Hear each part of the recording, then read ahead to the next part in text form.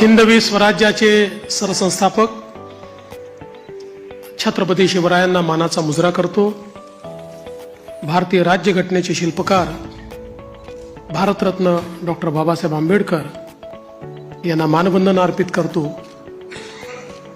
आज आपली सगळी प्रक्रिया पार पाडण्याकरता या ठिकाणी उपस्थित झालेले गुजरातचे माजी मुख्यमंत्री आदरणीय रुपाणीजी, त्यांच्यासोबत आलेल्या भारताच्या वित्तमंत्री आदरणीय निर्मलाताई सीतारामनजी, आपले अध्यक्ष चंद्रशेखर बावनकुळेजी, माननीय विनोद तावडेजी, माननीय शिवप्रकाशजी, मंचावर उपस्थित असलेले सन्माननीय आशिष शेलारजी, प्रवीण दरेकरजी, या ठिकाणी आपल्या सहयोगी पक्षाचे जनसुराज्याचे विनय कोरेजी, त्याचप्रमाणे युवा स्वाभिमानचे रवी राणाजी, रासपचे रत्नाकर गुट्टेजी,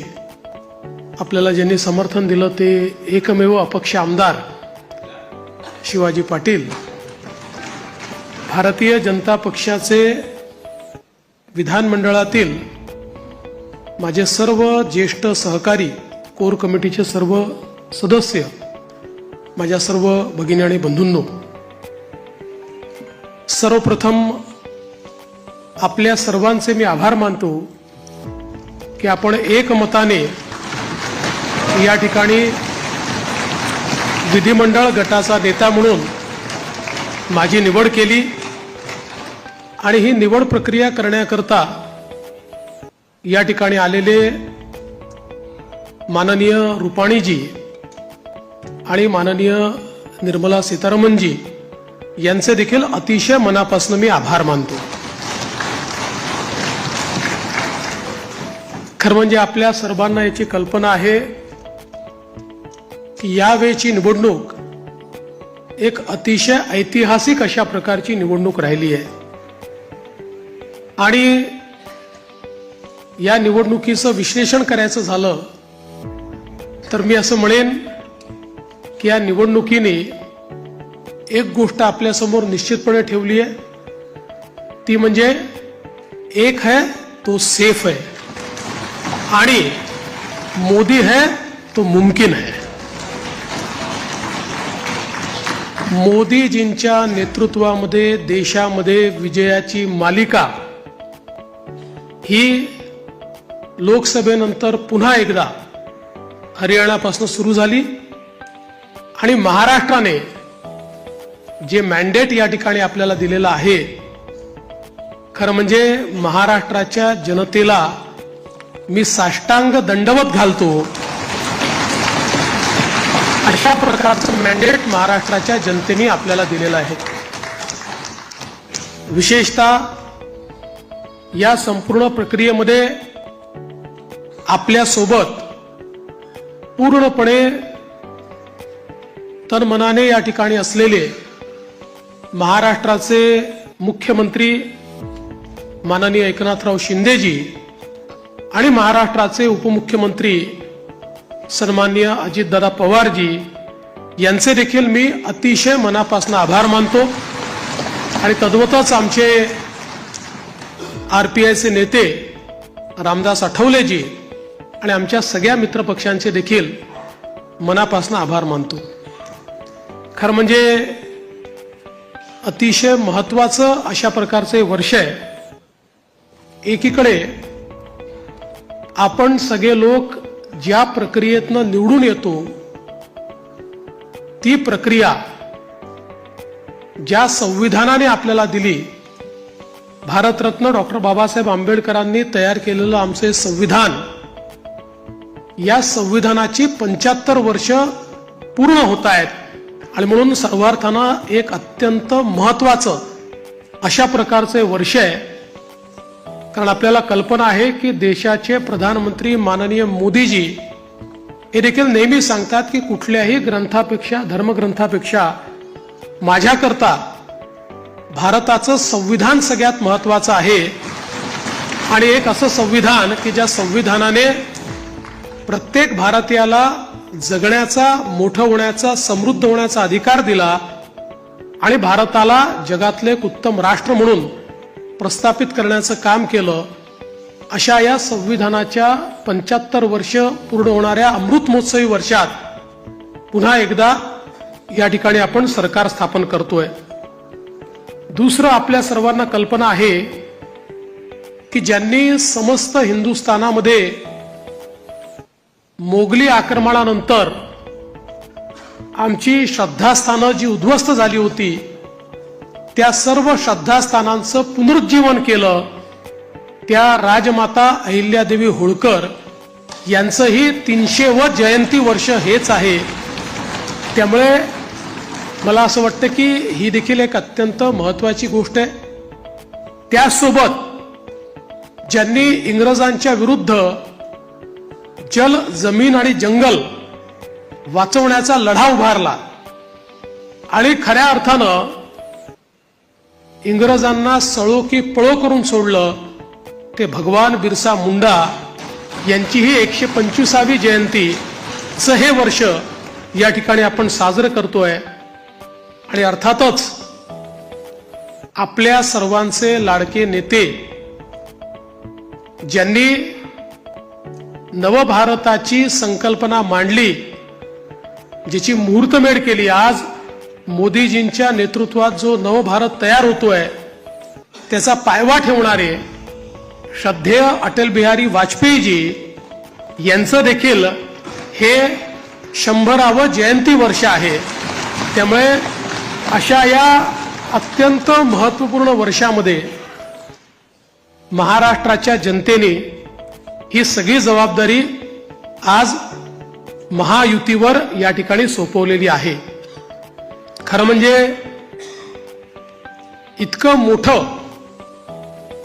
मोठा जनादेश हा आपल्याला या ठिकाणी जनतेने दिलेला आहे की या जनादेशातून मी एवढंच म्हणेन की आनंद आहे, पण त्याहीपेक्षा जबाबदारी आपली वाढलेली आहे.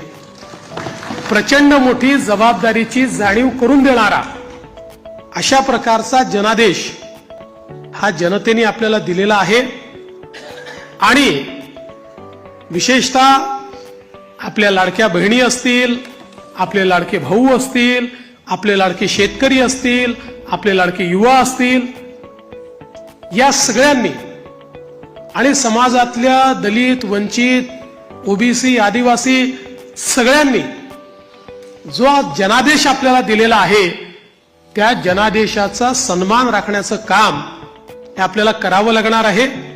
आणि म्हणून निश्चितपणे आपली प्राथमिकता आपण सुरू केलेल्या योजना आणि आपण दिलेली आश्वासनं ही पूर्ण करणं याच्याकडे आपली प्राथमिकता तर असेलच, पण त्यासोबत महाराष्ट्राला पुढे नेण्याकरता, महाराष्ट्राला सर्व आघाड्यांवर पहिल्या क्रमांकावर आणण्याकरता आपल्या सर्वांना या ठिकाणी सातत्याने कार्यरत राहायचं आहे.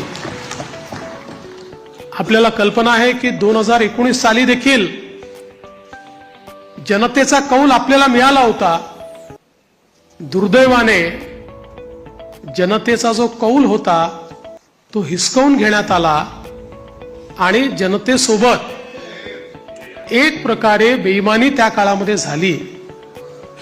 मी काही त्या इतिहासामध्ये जाऊ इच्छित नाही, एक नवीन सुरुवात आपण करतोय, पण या गोष्टीचा निश्चित उल्लेख करेन की सुरुवातीच्या 2.5 वर्षामध्ये ज्या प्रकारे वेगवेगळ्या पद्धतीनं आपल्याला त्रास देण्यात आला, आपल्या आमदारांना त्रास देण्यात आला, नेत्यांना त्रास देण्यात आला, अशाही परिस्थितीमध्ये मला या गोष्टीचा अभिमान आहे की 2.5 वर्षात एकही आमदार आपल्याला सोडून गेला नाही.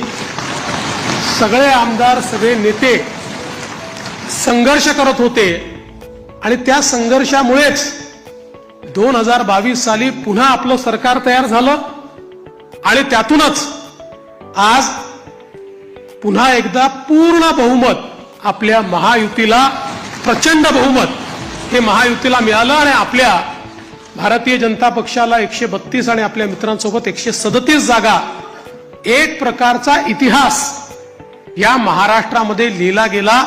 हा इतिहास मला असं वाटतं की अभूतपूर्व अशा प्रकारचा आहे. या निमित्ताने देशाचे प्रधानमंत्री माननीय मोदीजींचे मी मनापासून आभार मानेन की माझ्यासारख्या बूथचा कार्यकर्ता म्हणून ज्याने काम चालू केलंय, वॉर्डाचा अध्यक्ष म्हणून काम चालू केलंय, अशा एका कार्यकर्त्याला या सर्वोच्च पदापर्यंत 3 वेळा माननीय मोदीजींनी या ठिकाणी बसवलं. अर्थात त्यातला एकदा 72 तासाकरताच होतो, पण तरी देखील टेक्निकली होतो. त्याच्यामुळे 3 वेळा मला महाराष्ट्राच्या मुख्यमंत्री पदावर बसण्याचा मान सन्मान त्यांनी दिला.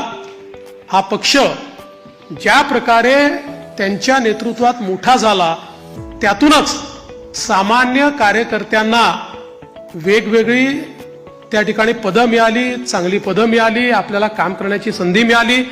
म्हणून मी आदरणीय मोदीजींचं मनापासून या ठिकाणी त्यांचे आभार मानतो. पक्षाचे राष्ट्रीय अध्यक्ष आदरणीय JP नड्डा साहेब यांचे देखील अतिशय मनापासून आभार मानतो. आणि त्याचसोबत ज्यांनी या संपूर्ण निवडणुकीमध्ये अतिशय ताकदीनं महाराष्ट्रामध्ये आपल्यासोबत तळ ठोकून कार्यकर्त्यांमध्ये ऊर्जा निर्माण केली आणि या निवडणुकीत अत्यंत ताकद आपल्या सर्वांना दिली, ते देशाचे गृहमंत्री माननीय अमितभाई शहा यांचे देखील आभार मानतो. आणि भारतीय जनता पक्षाचं जे शीर्षस्थ नेतृत्व आहे, त्या सगळ्या नेत्यांचे या ठिकाणी अतिशय मनापासून मी आभार मानतो. आणि विशेषतः वेगवेगळे राज्यातल्या ज्या कार्यकर्त्यांनी, नेत्यांनी आपल्याला मदत केली, त्यांचे देखील मी अतिशय मनापासून आभार मानतो. महाराष्ट्रातली सगळी टीम तर आपले प्रदेशाध्यक्ष बावनकुळेजी यांच्या नेतृत्वात महाराष्ट्र भाजप हा पूर्ण ताकदीने या ठिकाणी मैदानामध्ये होता आणि त्यामुळेच हा विजय आपल्याला या ठिकाणी मिळालेला आहे. त्याबद्दल भारतीय जनता पक्ष महाराष्ट्राच्या संपूर्ण टीमचं मी मनापासून अभिनंदन करतो, आभार मानतो. आणि अर्थातच तुम्ही सगळे लोक आहात म्हणून मी इथे आहे. तुम्ही नसतात तर मी इथे नसतो. त्याच्यामुळे तुमचे सगळ्यांचे मनपूर्वक आभार मानत असताना पुढची वाट ही आपल्याला अपेक्षा पूर्ण करण्याकरता संघर्षाची आहे. आपल्याला अपेक्षा पूर्ण करायची आहेत. त्यामुळे आपल्याला सगळ्यांना आपलं महायुतीचं सरकार आहे, या सरकारमध्ये एक दिलाने आपल्या सगळ्या मित्रांना सोबत घेऊन आणि प्रसंगी जेव्हा इतकं मोठं मॅन्डेट असतं त्यावेळी सगळ्या गोष्टी सगळ्यांच्या मनाच्या आपल्याला पूर्ण करता येत नाहीत. पण आपण एक लार्जर, एक मोठा अशा प्रकारचा विचार घेऊन, एक लार्जर गोल घेऊन आपण राजकारणामध्ये आलेलो आहोत. केवळ पदांकरता, केवळ आपल्याला कोणीतरी मोठं करावं याकरता आपण राजकारणात आलेले नाही आहोत. त्यामुळे मला या गोष्टीची पूर्ण अपेक्षा आहे की येत्या काळामध्ये 4 गोष्टी आपल्या मनाप्रमाणे होतील, तर 4 गोष्टी मनाविरुद्ध देखील होतील.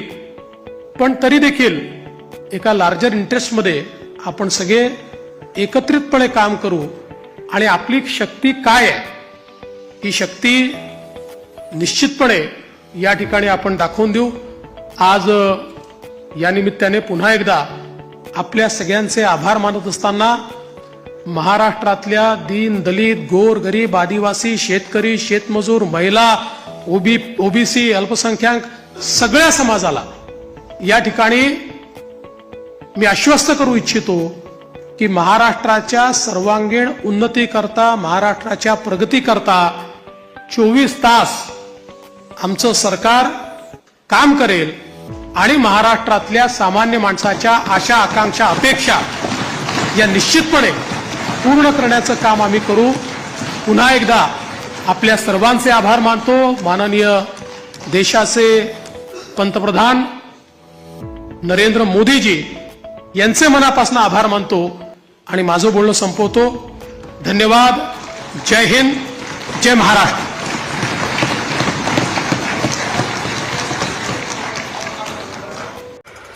नवीन घडामोडी पाहण्यासाठी आजच आम्ही मुंबईकर 24 तासला लाईक करा, सबस्क्राईब करा आणि अपडेट रहा.